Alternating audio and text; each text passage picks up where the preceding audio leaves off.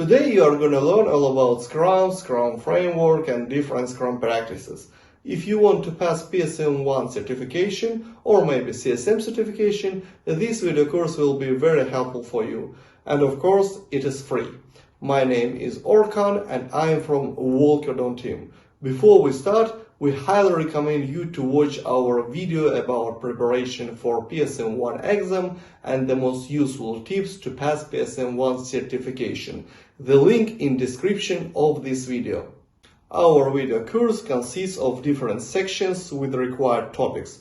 Each section is a separate video. In the description of this video, you may find topics. For example, if you are interested only in product owner materials, just click to it and you will be navigated to this part of video.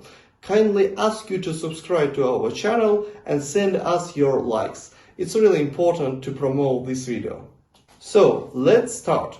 First of all, let's learn Scrum Theory. The first question is what is Scrum? Scrum is a container framework with a focus on collaboration within which people can address complex adaptive problems while productively and creatively delivering products of the highest possible value.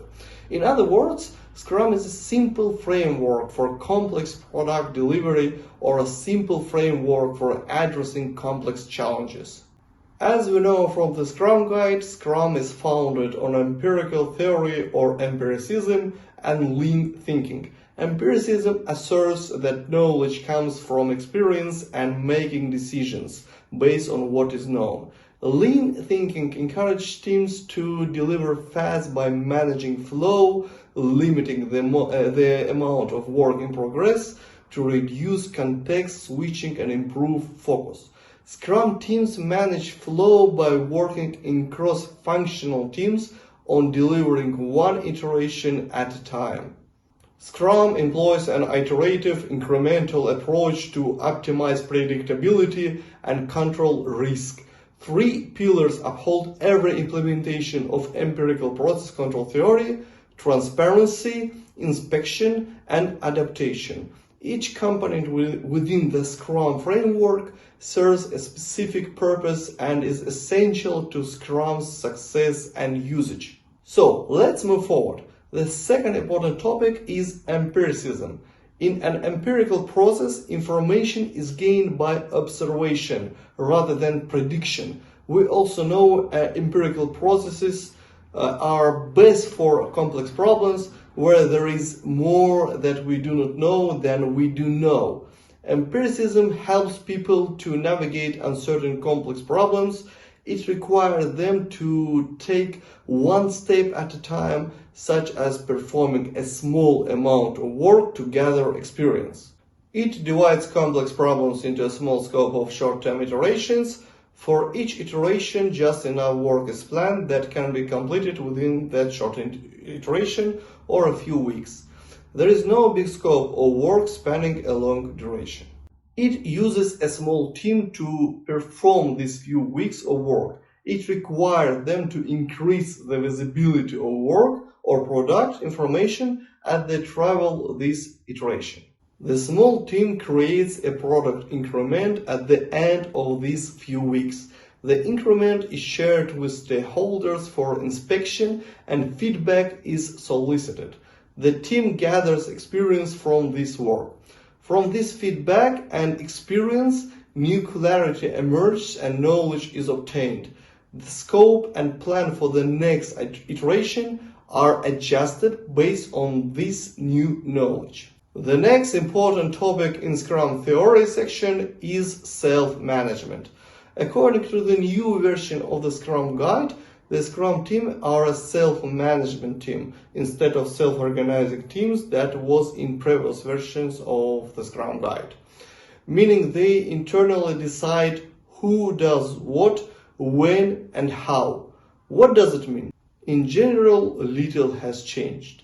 Scrum teams have always had the most opportunity for success when they are treated as professionals to make choices about their work, rather than have choices made for them. It is the empowerment of Scrum Teams to manage their work towards a common goal that gives organizations more agility when solving complex problems and producing high-quality results.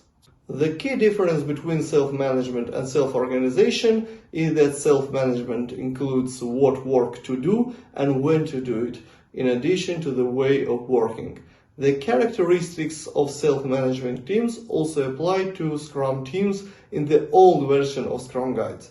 For example, when it comes to determining what to do and when to do it, the product owner has always been responsible for the maintenance of the product backlog and collaborating with the developers on crafting a sprint goal and selecting a product backlog items in support of that sprint goal. The old versions of the Scrum Guide makes it clear that decisions of the product owner must be respected by the stakeholders outside of the Scrum team. Within the context of a sprint and the sprint backlog, developers have had control over the contents and choosing how to best work on the work to achieve the sprint goal by the end of the sprint. As we know from the Scrum Guide, Scrum is founded on empiricism and lean thinking. Lean thinking reduces waste and focuses on the essentials. Anyway, in Scrum and in Lean, there is a focus on cooperation between people. It defines the success of Scrum and Lean. In both, the people who perform the tasks are more important than the tools they use. When it comes to both Scrum and Lean, nothing is more important than the final result. This result must create value for the customer and is only goal for the development process. Scrum allows the customer to constantly readjust his or her requirements, while Lean involves the manufacture of the product in such a way that there is no waste. The customer should get exactly what he expects. The principles of Lean form the levers of a system that people can use to create better products faster, yet in a sustainable and respectful way. It is a system that rewards people for doing the best they can with the means and tools they are given in their actual situation. Scrum is a framework within which people can address complex adaptive problems. Scrum is founded on empiricism, and 3 pillars uphold every implementation of empiricism. Scrum events are built around these 3 pillars. If these pillars are properly followed, Scrum will be healthy. The 3 pillars of empiricism are transparency, inspection, adaptation. Transparency means providing visibility of information about the work and the outcome, using common standards for information so that observers will share the common interpretation and understanding. By transparency, the emergent process and work must be visible to those performing the work as well as those receiving the work. This means presenting the facts as is. All staffs, colleagues, workers are transparent in their day-to-day dealings with each other. They all trust each other and they have the courage to keep each other abreast of good news as well as bad news. Everyone strives and collectively collaborates for the common organizational objective, and no one has any hidden agenda. Inspection is performing frequent reviews of the Scrum artifacts and progress toward the sprint goal to get early feedback on undesirable variances. Inspection in Scrum context is not an inspection by an inspector or an auditor, but an inspection by everyone on the Scrum team. The inspection can be done for the product, processes, people aspects, practices, and continuous improvements. The inspection ensures all players know how to play the hand they were dealt. No matter how open and honest Scrum team members are, it won't make a difference if Scrum team doesn't leave space for reflection. One of the most important examples of inspection in Scrum occurs when the team openly shares the product at the end of the sprint. By soliciting feedback from all stakeholders, the Scrum team can ensure that they remain aligned with their customers' requirements, no matter how frequently or dramatically they may change in scope. While it may not always feel comfortable pivoting away from the hard work you have put in, the greatest reward is knowing that you have created something that is truly valuable for your stakeholders, an accomplishment that would be impossible without regular inspection. Adaptation is performing adjustments if the inspection finds variance beyond acceptable limits, and hence the resulting product will be unacceptable. The Scrum team has a collective responsibility to make the adjustments as soon as possible to minimize further deviation. Adaptation in this context is about continuous improvement, the ability to adapt based on the results of the inspection. Everyone in the organization must ask the question regularly: are we better off than yesterday? For profit-based organizations, the value is represented in the terms of profit. The adaptation should eventually rely back to one of the reasons for adapting Agile. Inspection without adaptation is pointless in Scrum. Scrum events are intended to be forward-looking as opportunities to shape the future. None of these events were designed for reporting or status purposes.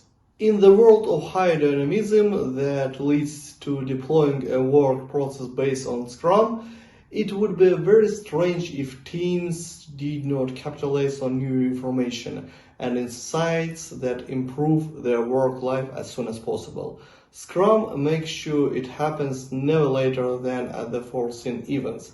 Scrum ensures that the art of empiricism is performed no later at the time of these events. The Scrum team lives by Scrum Values, so that the Scrum pillars come to life. Scrum Values are a set of fundamental qualities underpinning the Scrum Framework. Scrum teams lives by 5 values: commitment, courage, focus, openness, and respect. Being proficient in living these values brings the Scrum pillars of transparency, inspection, and adaptation to life and builds trust for everyone. Now let's talk about all of these 5 values. The first is commitment. Commitment of every member to achieve the goals of the Scrum team. The Scrum team commits to achieve its goals and supporting each other. Contrary to popular belief, the value of commitment does not simply equate to the Scrum team committing to deliver a set amount of work within a sprint. Commitment in Scrum is about being dedicated to a cause, a goal, a vision, and applies the collective actions and effort required to achieve that vision.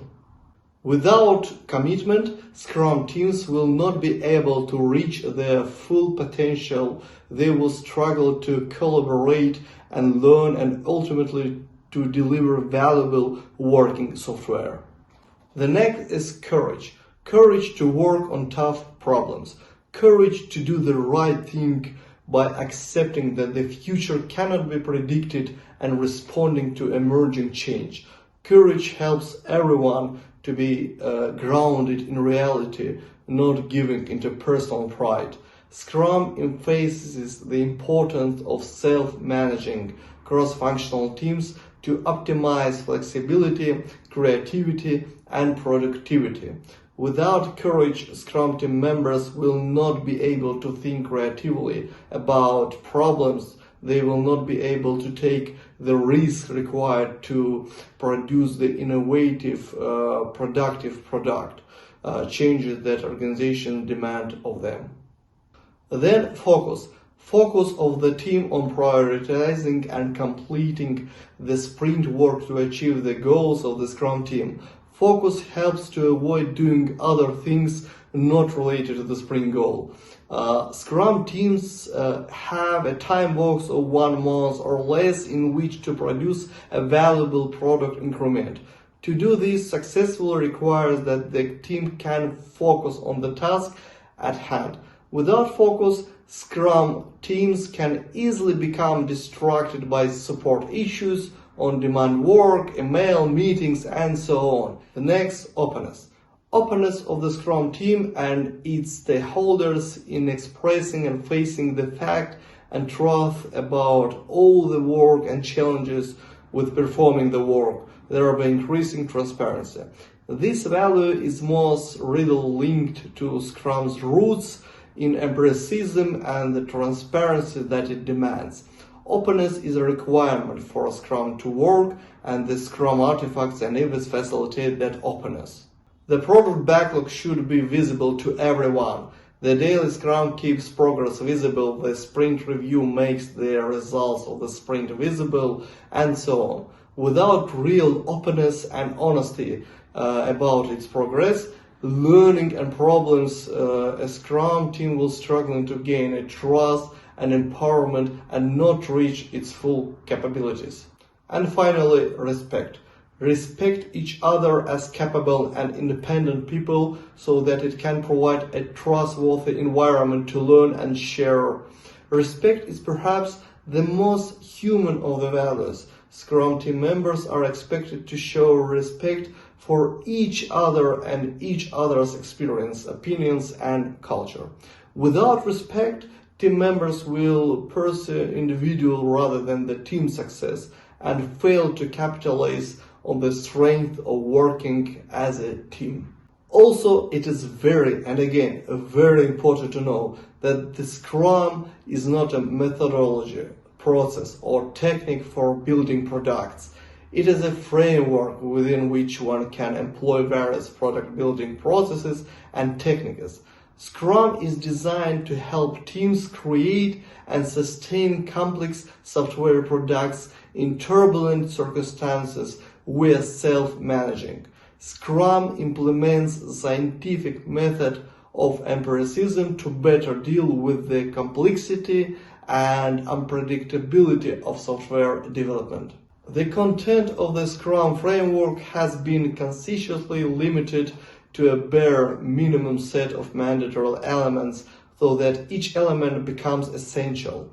Breaking Scrum's base design by leaving out one or more elements is likely to cover up problems instead of revealing them. The purpose of empiricism via Scrum is to help people perform inspection and adaptation upon the transparency of the work being undertaken. Scrum builds infrequent reality checks to assure the best possible decisions. Scrum helps to adjust, adapt, change, and gain flexibility.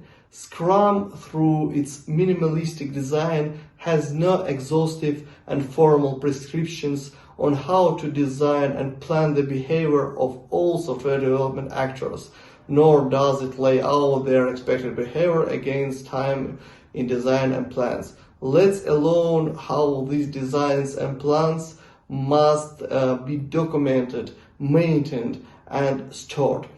Scrum has no rules for upfront predictions of document types and deliverables to be produced. So, we have completed the first section of our video course, and before we will switch to the second part of this video, we recommend you to take our exam simulator. The link for free and paid version is below in the description. If you have any question, feel free to ask your question in comments. We will be keen to provide the answer as soon as it's possible.